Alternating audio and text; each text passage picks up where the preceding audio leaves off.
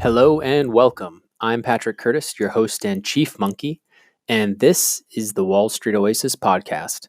Join me as I talk to some of the community's most successful and inspirational members to gain valuable insight into different career paths and life in general. Let's get to it.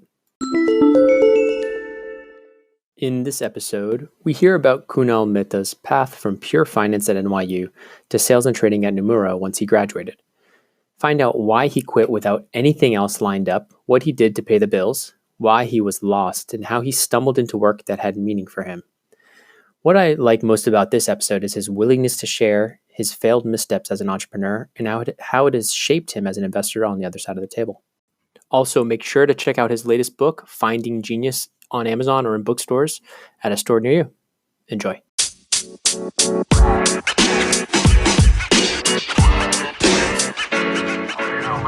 right, Kunal, thanks so much for joining the Wall Street Oasis podcast. Yeah, I appreciate it. It's great to be here. Thanks So for did I having say me. that right? Is it Kunal or Kunal? Yeah, Kunal is the right. Right. Sounds good. So, real quick, give a little bio of your background, just for the listeners to get some. Yeah, context. for sure. I can. I'll start way back. But I'm from Brooklyn originally, a small town of Bay Ridge, and began working at JP Morgan in 2007. It was part of a 4-year program with NYU, where they were going to pay for my full college tuition, but I had to work for them at the same time. It was called the Smart Start program. I think they still run it. Really great program, pretty exciting. They accepted about 15 people here from New York, and got into the industry before the recession hit. And it was really kind of peak Wall Street. Everybody was living a pretty great life, and really interesting to be there. So spent the following 4 years there kind of riding it the entire way down. So seeing JP Morgan go through a lot of transitions, the acquisition of Bear Stearns. We actually moved into 383 Madison my senior year of college, which is the old Bear Stearns building. So got to see a ton of changes there. Spent another year on Wall Street after graduating college, but was more excited and interested in kind of an entrepreneurial side of things, and decided to leave without much of a plan.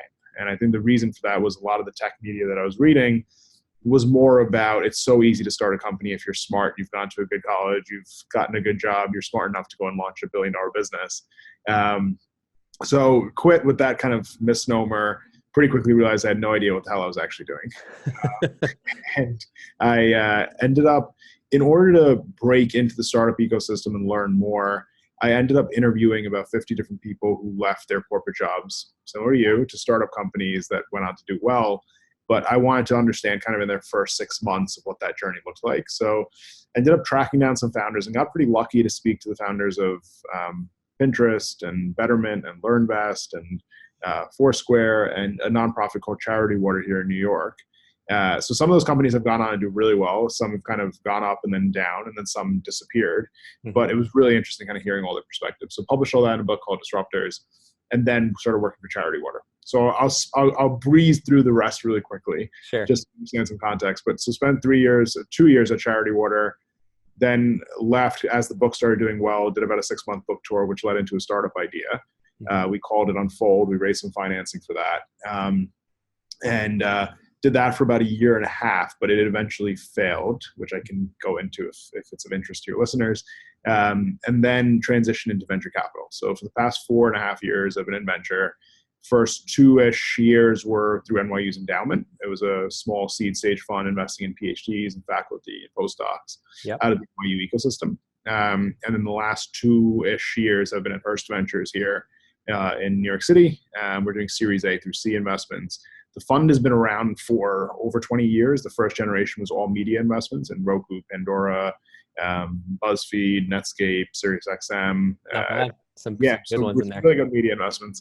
And then the second generation has been more as Hearst has diversified away from, they still are very invested in media and magazines, broadcast television, radio, but we're also, Hearst at the corporate level has been looking into other areas of interest. So it's been healthcare, it's been finance, it's been transportation mobility. So the ventures team gets to kind of invest in areas that might be of interest to the corporation in the future, more currently. Cool. So let's go back to your story, because I think that's the most interesting. I think that's the most relevant to the listeners, because you've had some interesting twists and turns.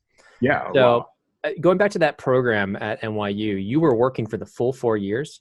I What were the, was, yeah. So full time in the summers and part time during the school year. and so what were you doing, like 20 hours a week during the school year? Or, Yeah, about 20, 25 during the school year. and that just covered your tuition fully at NYU? It covered my tuition fully at NYU, and they paid hourly, and they paid for books. So it was a pretty great program. So yeah, I mean, NYU tuition, even back then, was probably like $50,000 a year. It was a lot. It was definitely a lot. And So even books add up, and getting paid hourly too is pretty helpful when you're going out in New York City. So does that program typically transition to a full-time job at the same bank? it doesn't necessarily. I mean, the hope is kind of for both sides that it does. Is that it works out well and kind of everybody transition into a full-time job there. The idea is that they're supporting you for the 4 years, and then you kind of in your junior year summer, the way most people do their internships, they do it and they try to find the role there. Were you in banking during your summer internship? I was. Yeah, I did investment banking my junior year summer. And so tell me about that. You didn't get the full-time offer coming out. I mean, I knew it was a bad year. I did. Yeah, I did. I ended up getting the full-time offer, but I was not a fan of investment banking.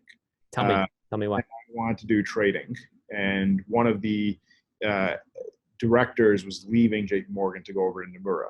And that was when Nomura Security was kind of building out. They had bought over Lehman, and everybody was saying this is going to be this incredible experiment here in the US. I don't think it panned out the way that many people had hoped. But it was an interesting time to go over Nomura with him. Tell me about your thought process, sales and trading versus investment banking. Just like more basic level of like, okay, you did the banking thing, what you liked, what you didn't like, and then why you were more attracted to S&T. Yeah, sure. I think the banking side was definitely a bit more. It was interesting in terms of went deep within one industry. So we were doing a lot of real estate, kind of hospitality, gaming, and the skills that you build within banking, I've definitely noticed later in my career. Like at Charity Water, I didn't notice it. Building a startup, I didn't notice it. Now more and more when I'm evaluating businesses, I notice it. But I think the stuff that I could have learned in banking would have been in 3 or 4 months, as opposed to doing it so many different repetitions of it, which I think is why a lot of analysts go in for a year or two and then get out. I didn't like the culture. I didn't like the kind of lifestyle of it. And I didn't like the pace of it. I think there was a lot of hours in the day where you're just sitting at your desk waiting for someone to drop work on your table. What I appreciated about trading, which I had done my sophomore year, was more the pace of it. And kind of every day you get in around 6, you leave around 4:35. I really appreciate to this day trading and investing in stocks. And I think that was the closest thing that I was getting into, was the pace of the flow of it. And at JP Morgan, there was a really good team there. So appreciated that a bit more. And that's why I wanted to do that. But I don't think the skills are that transferable. Why do you think, if you kind of knew that you liked it on sophomore year, why do you think you went and did the banking? It was just the pressure to like do investment banking because everyone else was? There was a lot of pressure. And I think at Stern, a lot of the conversation was investment banking is prestigious, the status and things like that. And that's where you need to go. Well, also S&T at that point, after Dodd-Frank and all that stuff, it seems to be a dying business, right? Right, exactly. And I think that was also changing. That was pre-Dodd-Frank when I did S&T. Okay. It was all kind of being talked about while I was there. And I think they didn't see the implications of it all changing at that point. But especially with banking, I think there was more of a status element that I didn't really fully understand what the role was before going into it. Mm-hmm. And I think I went into it a bit blindly. So you got a nice taste of it over the summer at JPM. You did get an offer, but you turned it down. Was that with an offer from Nomura in hand? It was, yeah. Tell me about like that time period of like getting your offer, how long you had to respond, and then what you did to flip it into a Nomura offer. So I actually know. So it was a soft offer from JP Morgan. It was kind of when you finish the program, then they end up deciding, then they discuss kind of work with you since you're in that program until the end of June. And they give you another internship for that final year. So they show you another side of the bank. Okay. So it was like, we can stay at JP Morgan, and here's groups that you can kind of fall within. Mm-hmm. But I ended up doing on-campus recruiting anyway, and then getting an offer from Nomura through that director that I was mentioning. And that kind of helped transition over to Nomura, where I just thought that might be interesting. It might be a new challenge. I was more interested in entrepreneurial endeavors kind of through college. I tried to start a couple of businesses. Mm-hmm. And that's what the way the director was positioning it is. It's a new thing. You'll get a lot more opportunity. You'll learn a lot more. It'll be faster paced. Try So something different, even if did you it. still work at JPM during your senior year to pay for your I did. tuition?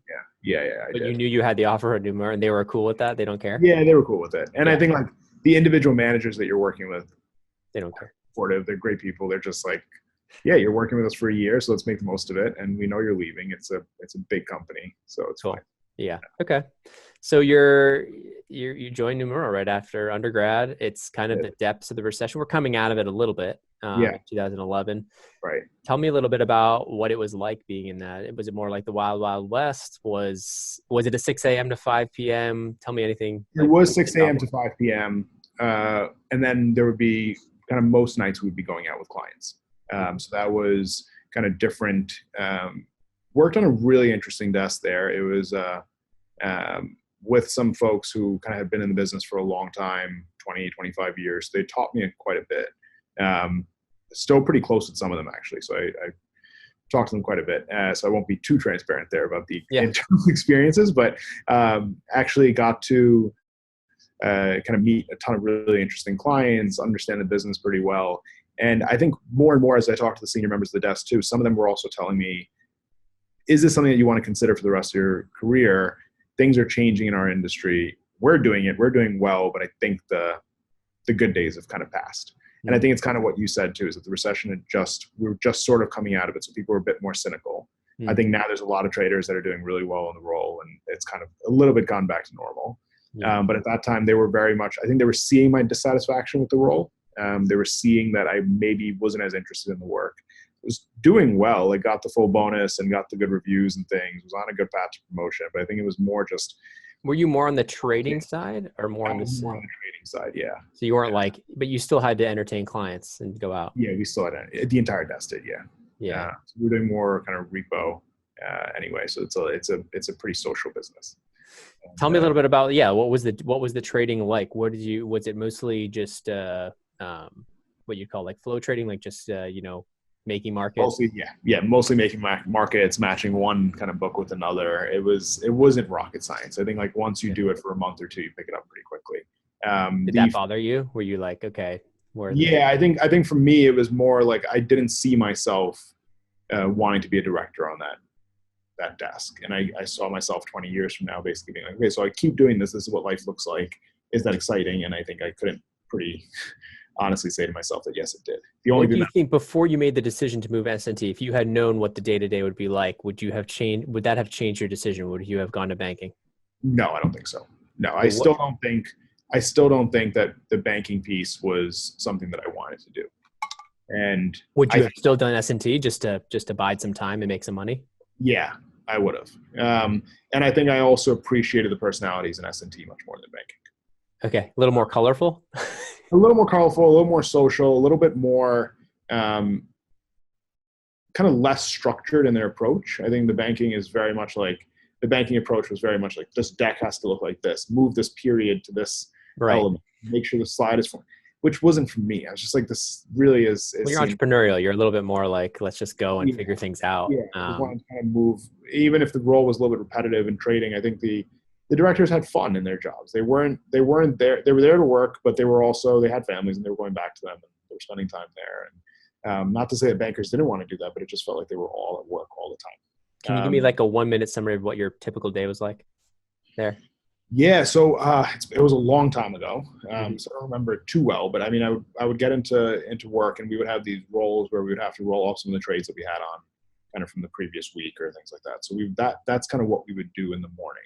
And the rest of the day was finding Canadian equities because we were finding, I can't even actually remember it too well, but we were making a market on some of the dividends of these Canadian equities. And then we were trading those with Canadian banks, international banks as well. So it was a lot of sitting time on the phone and finding equities that people were trading out of and getting into and matching the markets with what Nomura wanted. So it was on a daily basis, it was very similar. There weren't like longer term projects that we were working towards. It was all just execution. It was all execution. Yeah. Yeah. Okay. And so how soon into that role did you know, hey, this isn't for me? Was it like within a couple months? Yeah, I think like 4 or 5 months. And I started looking for other roles pretty quickly. Is this when you started reading media too about like startups and you can do it Yeah, yourself? yeah. I started reading media. I started seeing like what's as far away from this as possible. Started getting more excited about nonprofits. Started getting really just excited about everything else in technology. I think the hardest part was that there's 22-year-olds that are building massive companies. Yeah. And you're like, I'm sitting here doing this repeatable job every single day, and then people are telling you that the opportunity cost of you sitting there is that you're not going to be building something that's interesting to you. You're building a career, and if you stay in trading longer, you get typecasted as a trader. And that was hard for me to stomach. So I kind of at the 4-month mark, I started applying. I said, okay, if at 1 year I can't really find anything that I'm into or interested in, because I think a lot of people were also looking at my resume and saying, he's just been on Wall Street. Like, why should we as a startup hire him? And that was also pretty humbling back then. Like, luckily things have changed since then, but at that point, Wall Street still had a pretty negative stigma. Did you think of potentially going venture at all? I didn't actually know too much about venture at that point. And I think also I wanted to be on the operating side for a while, which was a good experience. You had some businesses during college you mentioned. Anything worth mentioning? Yeah. A friend and I tried to start something called Bill Mash, which was around the same time that Venmo was being launched, and it, similar to kind of how friends share and split expenses. We didn't get too far with it, but we were just kept trying small things. And I did like a lot of things that were never technology or venture scale, just small businesses of importing some random thing from China and then selling it on Amazon and making some money like that. But it's just things to keep excited. And I think it was more to keep myself distracted away from Wall Street. Because that's what all Stern was. It's all what I was doing during the day. It was like, all right, what can I do I'm building something of my own. Yeah, it's funny because with NYU Stern and all that, given the proximity, given everything, when we look at the company database in Wall Street Oasis, and Stern gets the most interviews of like any bank. It's because you hear like Wharton, Penn, all that stuff, but like at least from what we're seeing, the data, it's like Stern just gets a ton of interviews. Right. And you'll have, I mean, I think what you'll have is listeners of this podcast who are a little bit confused by the decisions I made, because I think if you're interested in Wall Street and you know that you're interested and excited about it, and then you actually start liking the work, Stern is an incredible place to go. And then JP Morgan's an incredible place to go. And then being a banker is the elite, and it's perfect. And it's exactly everything you've wanted. But I think I did those things and I still wasn't excited or satisfied by the work. But I wish I was, because if I was, I would have stayed in it and I would have done really well. And I would have not minded staying up until 4 a.m. or 5 a.m. every day. But the good thing is you had that perspective early on. You were actually able to see that during college and make the pivot. Right. And I think that's what turned me off from it. But like, I still talk to kids who are going into banking and they're like, wait, so should we do this? I'm like, well, I think you should still try it. I think you should still go into it. You should still do trading. You should still do banking. And if you don't like it, then leave. But I don't think like you should write it off just because I'm saying I had a bad experience. So that's kind of how I think about it. I can also help you pay off some student loans. Tell me about the comp you had at S&T. Yeah. It can be a range. It can be a range. You don't have to tell me exactly. Yeah. It was between, I mean, bonuses at that time weren't great. But at that time, starting salary was between kind of like $70,000 and $90,000. And then they had a bonus at the end of the year. But bonuses at that point weren't great. I think across the industry, when I was talking to people, they were kind of in the 20 to 50% range. Right. So you're talking like 20K to 30K, something like that, 40K. Now I think it's gone more into like 100% bonus. I think starting base is like 85 to 90K in some trading shops. Yep. So it's definitely increased and improved since then. But I remember everybody on our desk and kind of people I was still talking to at JP Morgan were disappointed in their bonuses. They were disappointed. Yeah. I mean, those years were not the breakout years like 06, 07 were. And which I think is another reason is like if you're going into Wall Street for money, which is kind of part of the reason why I was going there for, and then you find out, okay, the money's not even here anymore. I mean, it's still really good business. It's still really good money, but yeah, compared to most undergrads going to school when you're making 6 figures, you can't complain. Exactly right. So yeah, that's okay. So this isn't for you. 4 months in, you're kind of drinking the Kool-Aid of the media of, oh, it's so easy to build a multi-billion-dollar business. You know, it's funny because I was in private equity and I was reading similar stuff, but more about like the Forbes 30 under 30. And what struck me wasn't the billion-dollar businesses, but it was like, hey, wait a second, the kids that they're profiling have these like little niche businesses. Right. And that's kind of what spawned me to like push and get something started. And you did well with it. I mean, I think that's the entire interesting model is that there were some businesses that I was considering when I was leaving of saying, I'm never going to raise venture. I'm going to go and try to build something that doesn't need external capital. I didn't fully understand the full venture model until I started writing that book and how it operates. But yeah, I was reading media and I was realizing that there's a lot of businesses being started. It seems like they're being able to raise capital fairly quickly. They're going out and chasing that $1 billion valuation, but I wanted something in between. I was looking for more of a lifestyle business and something that I could do as one piece of a larger portfolio, like some real estate, some business. I'm surprised, a lot of kids, I think, make the mistake of deluding themselves or being delusional into thinking they're going to be the next Venmo, the next WhatsApp. Yeah, I think so. And they waste a couple of years of their life doing it. But then there's a lot that end up doing well with it. And I think so that's where I later on did that. I was delusional again and thinking that I can do it. And I think I might still have that delusion of one day trying to start something again. The only way to actually make it and to hit those home runs is to swing for the home runs. Right. If you can afford it. Yeah. And I'll tell you about it later, but the second book that I wrote actually is a lot of these founders, a lot of these VCs who are backing companies are talking about there's like an irrational element to a lot of these geniuses who have started these companies where they just don't know how to quit and they just keep sticking with it for 6 or 7 years and then eventually works out, which I can share some stories on later. Yeah. So tell me a little bit about, so kind of eventually, a little under 2 years, you ended up leaving Nomura, but tell me about that transition and a little bit of your search and what you were kind of thinking about and the mindset you were in. And then tell me about the book and how that kind of unfolded. Yeah, sure. So it was pretty hard actually to make that decision. I think it was lucky that my parents were pretty supportive of saying that if you're really unhappy and you decide to quit, that's fine. Like you'll figure something out. I didn't have student loans, which was another comfort. I think a lot of students are like, they're like, we have to pay off our loans. So I understand that I was in a little bit of a privileged position where my family was like, all right, you can move home if you need to, and you don't have loans. I think for me, I kept trying to find the perfect role. So I would go in for interviews, but then I think a lot of them were just similar positions. Like if I did get an offer, it was a very similar type of role. It was in trading, it was in asset management, it was back in banking. And I'm like, I'm jumping ship, then I might as well go all in and do something completely different. I didn't want to just do a lateral move at another fund. So I actually made plans with like 2 other friends that we would all quit together because they were pretty miserable too. And the plan was that we would all try to launch something simultaneously. They didn't quit. I ended up quitting and I had some business ideas of what I wanted to do at the time. But those plans quickly blew up. I realized fairly quickly that those weren't things I would be interested in.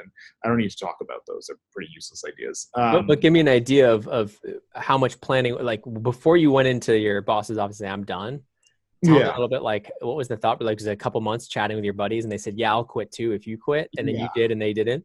Yeah, it was a couple of months of that. I mean, it wasn't, they were pretty clear like later on that they weren't going to actually do it, that they needed to still think about things. And but I noticed that they were pretty unhappy in the following years, like the years that followed too, with their roles and their jobs. And they've found themselves in roles now that they're more excited about. But I think that period, it was too big of a leap. So I did that. And then I figured out the transition piece of like the weeks leading up to it were definitely a bit scary. But I had saved up enough kind of through Jake Morgan and Nomura where I was like, okay, I can try to give this a real go. Maybe 6 months or 5 months of trying to figure out what it is. But now I can commit fully to trying to find a new job. The early days of doing that, my bosses were pretty understanding about it. They were like, we'd been having that conversation the entire year, like the 6 months prior, where I was telling them like when we'd go out for drinks socially, I would tell them like, yeah, I'm not that excited by the work. Like it's interesting, and they weren't either. I mean, they were being pretty transparent about how shitty things were on Wall Street. So they were like, I think it was a very transparent conversation. And so they weren't shocked. They weren't shocked when you came. They weren't shocked. And they even told me that they're like, in 6 months, if you want to come back, we'll figure out a way for you to come back, which was also really helpful. Like that's why what bothered me was that at that time, it was also this entire, I forgot the movement, the Occupy Wall Street movement. And they were all just bashing every single manager and every single director. And I'm like, I work with really good people who are also like just trying to make a living. And so they were actually really supportive and nice about it. And I actually went out for drinks with them a year later. And at that time I was doing this. So what I ended up doing just to kind of support myself financially was used a little bit of the financials, like a little bit of the financing that I'd saved up. and took out some small leases on apartments in Bay Ridge because Airbnb was just getting launched then. And we did it about 5 or 6 different apartments. We were doing short-term rentals and then renting them out at a higher clip on a nightly rate. And that did pretty well in order to support myself financially for a couple months while I was figuring things out. And it wasn't as much time. So you're saying you were leasing out apartments that you were able to sublease through. It was legal, yeah. It was legal in New York at that point. They've changed the laws. There's been some pretty big companies that have started around it now, like Common, Domio. There's like hundreds of millions of dollars of companies. But that was always the plan, is like a service department model. But then we didn't want to go through the entire legal effort of it. But that was something that to support myself. It was a small business that I was like, this could work in the longer run. If we tried. Yeah, just bringing in what, like $3,000 a month, something like that, profit? Yeah, right. A couple thousand a month. Enough to support myself and kind of go around, still go out with friends. But the hard part of that 6 months after leaving was also going out with people that you were close to, mentors and things like that. And then them asking like, so what's the plan? And you really have no sense either. And you're like, okay, I'm going to commit to exploring and trying to figure this out now, which sounds delusional. Like now that I'm saying it back, it actually sounds like you're crazy. That was not smart. It was not a good decision. But I think in retrospect, like I have younger people who ask me all the time, like, should we just quit? We're unhappy in our job. I'm like, you know what? It's not the worst idea, but you've really got to be committed to saying every morning I'm going to wake up, I'm going to try to stay positive, and I'm going to try to figure out what it is that I want to do next. So that was sort of the process of going through it.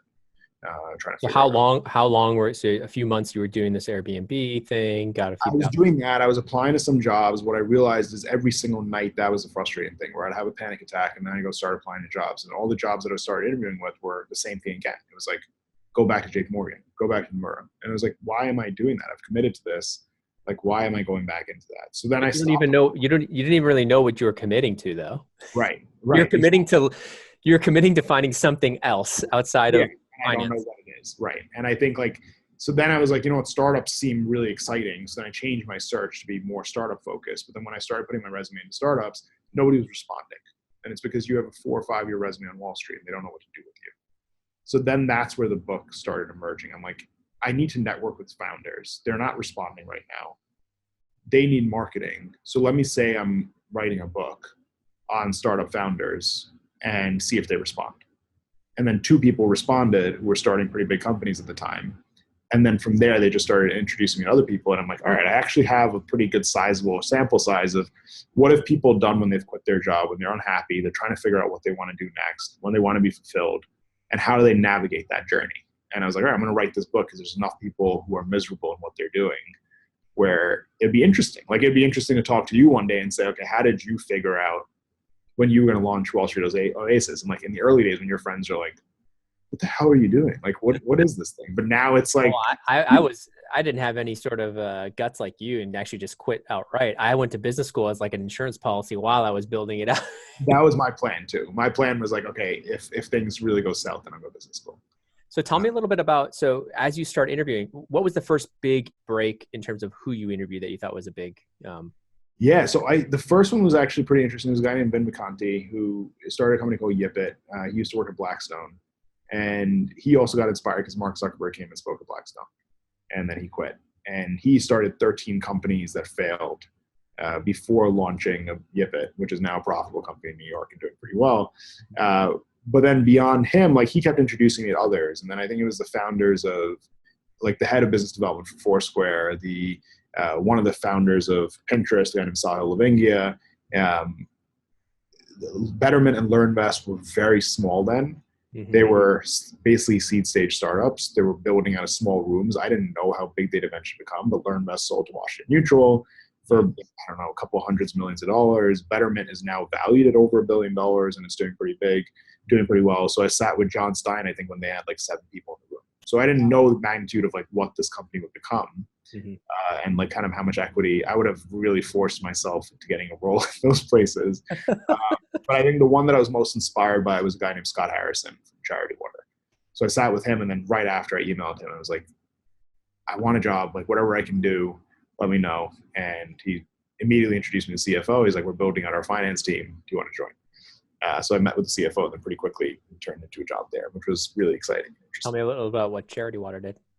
So they're still around. They're doing really well where their focus is providing clean and safe drinking water in developing countries.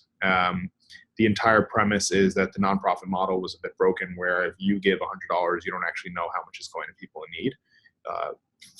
45% of that could be eaten up by overhead costs, and you don't actually know how the dollar is being broken up. Mm-hmm. So Scott was in, I think it was Liberia, kind of saw what the problems people are facing without clean water. He told us about it. He's done quite a few talks on it, and then launched this nonprofit, Charity Water. And it's a faster pace, more modern, well-branded, well-thought-out nonprofit. That's like, there were a ton of ex-consultants and bankers and ex-tech people that were involved. So two of the pretty early employees of Twitter were now running growth. Chris Sacca from Lowercase Capital was a big investor in Charity Water, might still be. And they've had supporters like Daniel Ek from Spotify, all within the tech community. So it's more kind of younger, fast-moving nonprofit than the ones that are traditionally around. Yeah. So I was working on the finance team there. So it was about a 3-person team. Now I think it's about, 15, 20 people.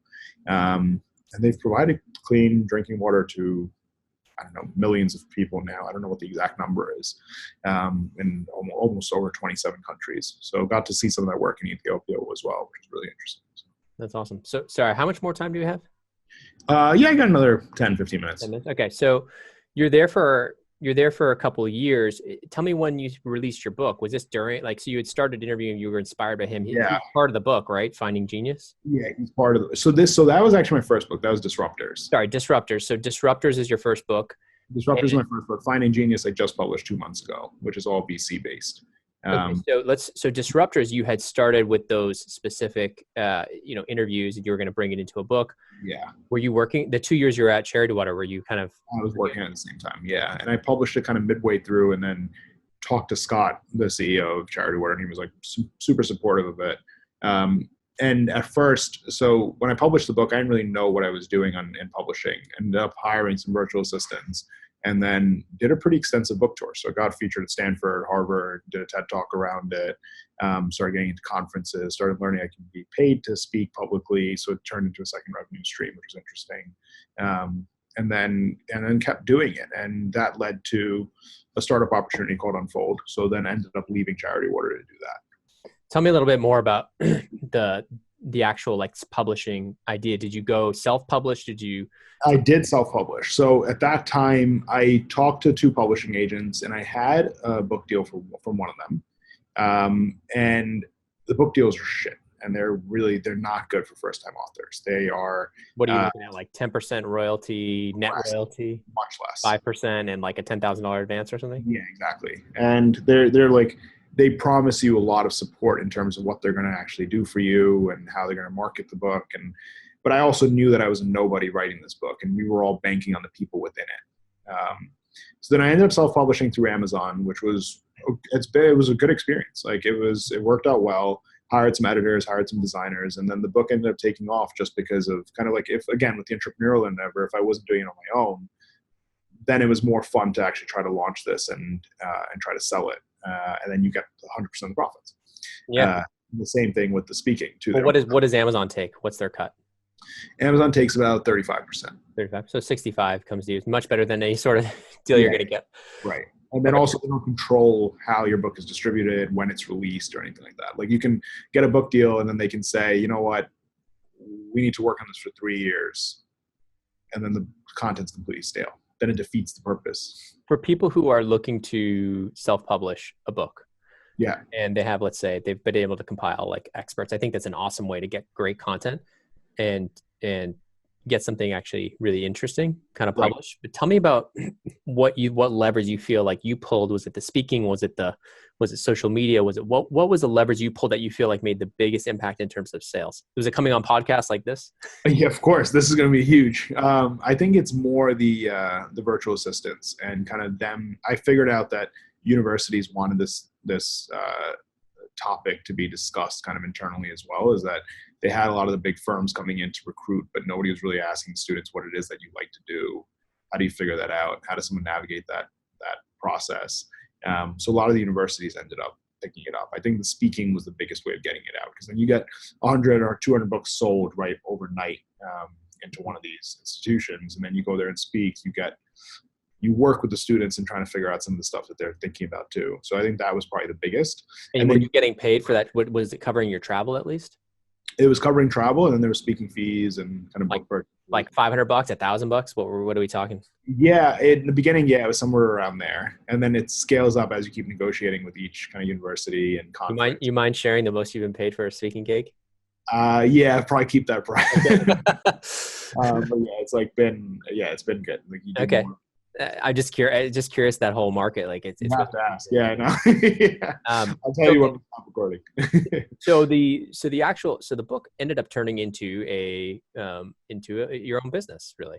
It did, yeah. Which was really, and it was the first time, and that I think that was kind of what I was looking for too. Is something that brings revenue on the side of what you're doing, what keeps you passionate and excited. And charity water was what was keeping me excited and passionate at the time. So got to do that, and then also it was interesting, like going and meeting students and talking to them all the time, and figuring out like you hate Wall Street, so what is it that you want to do? You hate consulting, you hate startups, so your parents are telling you to do one thing, your faculty's telling you to do another. Like, have you ever thought, okay, this is what I actually care about, this is what I want to do? So spend some time doing that, which was interesting. But yeah. Great. So tell me about this startup. Yeah. So there's not much to tell, but we launched a startup called Unfold. I partnered with a creative director and kind of a senior engineer from Charity Water, and we launched our premise, our hypothesis, which I still believe in, and I've seen maybe 20 other startups doing the same thing, and all kind of facing the same struggles. Is that long form content, whether it's the Atlantic or the New Yorker or kind of the best New York Times articles, it's pretty noisy on the web to find good content. And the way we believed it would happen was your social network would recommend it to you. But the way they're doing that is on Facebook, where there's also kind of baby pictures from kind of other friends you know. There's status updates on Twitter. They share things, but it's pretty ephemeral. It goes away fairly quickly. So we were trying to launch the Instagram for long form content, where you click into it, your friends are sharing the best things. It's more about what they're thinking about as opposed to the external pictures and things. Yeah. And that's what we launched, and we launched it on the App Store. So we raised some financing for it through venture capitalists, and good process, like good learning and actually getting a product out there, thinking about how you launch a business that's supposed to be bigger, not profitable for a while, kind of what the revenue stream for something like that would be. But it ultimately didn't work out kind of as we started thinking about how we get beyond the paywalls for publishers, which is kind of what we wanted to do. Which was, I think part of it was naivety. It was, some of it was not really learning how to build products. We were moving a bit slower. Now I think if I had a second go at it, just being an venture, like I would know a lot more about how you build a business. But I think I wouldn't take it back. Like the same question about sales and trading. Like even though it was another year of trying to figure something out, I wouldn't take it back. It was helpful. Great. So tell me about your latest kind of pivot. And so then as that was kind of winding down, you started obviously looking, well, you still enjoyed working with startups, right? Yeah. Started looking to VC, but tell me a little bit about the second book. What kind of spawned the idea for this new book, Finding Genius, and Yeah, sure. around that. Yeah. So the second book is was released 2 years ago. 2 months ago. I started working on it 2 years ago. But I think after Unfold, which was a startup, then I really figured out, okay, this is what I want to do. And now I know venture capital is what I want to do. And it took me maybe up until 26 years old to figure that out. But now I've been in venture capital, and I plan on staying in it for the foreseeable future. But the venture capital industry is extremely exciting because you're as close to the founders as possible, and you're taking some level of risk. But if you believe that you personally don't have it in you to be an entrepreneur, then it's a great place to be. And you get to invest in them and get to see kind of macro trends. But what I wanted to learn about was the top VCs that are out there. People were asking questions about them when I was on the book tour for the first one. They cared less about the entrepreneurs, and they cared more about how do I get financing for my idea. And I realized there's like, it's still pretty kind of this mythical beast on how venture capitalists operate. Like, where's the money actually coming from? What are their theses? How do they make investments? So I started interviewing the 50 VCs behind Airbnb, Uber, Pinterest, Tesla, SpaceX, kind of a lot of large companies, to see what patterns they had noticed. Did that for about 2 years. And then the back half of the book is written by a more diverse audience, a diverse author base of VCs who are kind of female, from different geographies, different socioeconomic backgrounds, people of color. So they gave their perspectives on healthcare, on fintech, on media, on commerce, on consumer, to share. So now an entrepreneur who's about to start a company can read the first half, understand how venture capital works, and then go deep within an industry to see how things are changing. So just released that about 2 months ago too. And so I can think of it almost like the perspective from a VC of how they look for genius. Exactly. Right. And like what is real versus what's just a pithy tweet that they put out, Mm. or a blog post. So it's like really going deep into ones that they've backed and kind of what stood out between each of them, and how do they all work together in that sense. Very cool. So any book tours planned for this one? Yeah, I've been on a pretty extensive book tour. So I just did Harvard Business School, Brown University, Columbia, NYU, Mm-hmm. I did Stanford, and then I now have broken into corporate. So like JP Morgan, SAP, Brex. I've done events for the book already, and then have some bigger ones lined up. So it's been a lot of fun getting it out there. Congrats. Yeah, it's been good. So it's been Super exciting. I think it's great that, you're able to kind of own the missteps yeah, that right, you've made. I'll call them missteps, but they were learning missteps, right? right. So tell me a little bit about looking back over like the 4 years. So if you want, you can tell me a little bit about what you're currently doing Yeah, next, but or you can kind of look back in terms of the transitions. Is there anything you would have done differently? I know you said don't regret the other things, but yeah. I think the transition. I think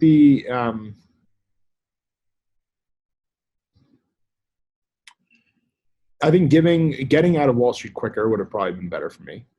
Um, Maybe not even staying the full year, or not even staying after graduating. Mhm. I think just because I knew pretty quickly that's not what I wanted to do.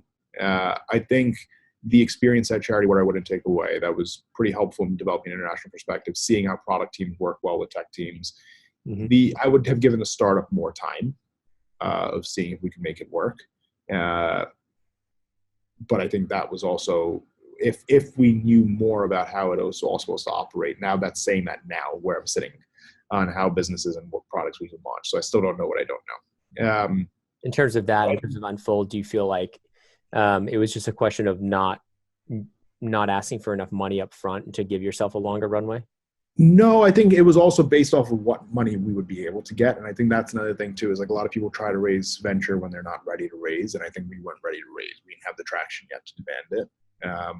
But I think even without that, like there was other ways that we could have supported ourselves without raising venture capital. Like we didn't even need to raise venture capital at that point. And we could have tried to really give this a go in a much more focused way.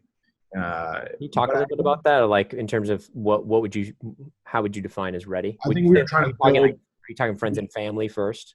No, not even from a financing perspective. I think like we were trying to build the most beautiful product over 6 months, where we should have just launched something quicker within 1 month and seen how people use it, and then go and talk to the customers and figure out what is it they like, what don't they like, what would they want to see more of.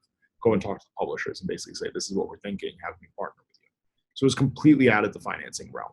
Like, so the money that we spent personally in the 6 months, we could have made a lot more headway, I think, had we been doing this now and knowing what we know. So my CTO kind of has gone and become the CTO of another big company, and we talk about this often. It's like now the stuff that we know now, 4 or 5 years later, if we went and give it another go, it would be much different.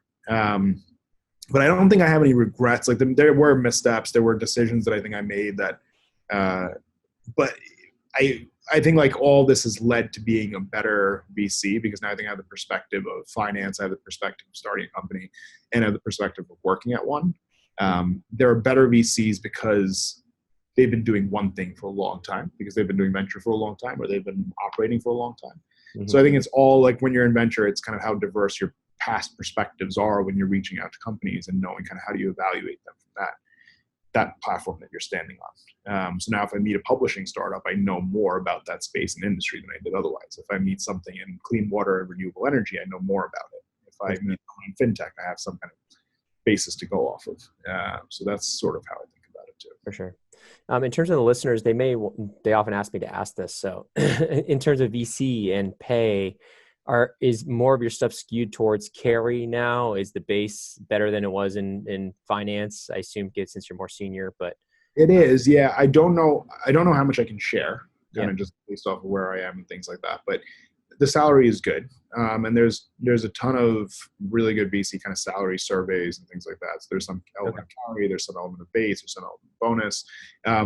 The range is very wide in VC, but I think you'll notice that kind of at most buy side roles too, is whether you're one fund, how big the fund is, what are the assets under management? Right, exactly. So I'm happy to share kind of one of those surveys with you, so you can share it around too with your listeners. Cool, that'd be great. out to me and I can have a candid conversation. So anything else you want to leave listeners with? Where can they buy your book? Yeah, so it's called Finding Genius, and it's on Amazon, and it's in a lot of bookstores as well. So they can pick it up there, and hope they enjoy it. Awesome. Well, Kunal, we'll link to that as well in the show notes. So thanks so much for taking the time to share your story. I think it was really interesting. Thanks a lot. I really appreciate you taking the time. And thanks to you, my listeners at Wall Street Oasis. If you have any suggestions whatsoever, please don't hesitate to send them my way, Patrick at wallstreetoasis.com. Until next time.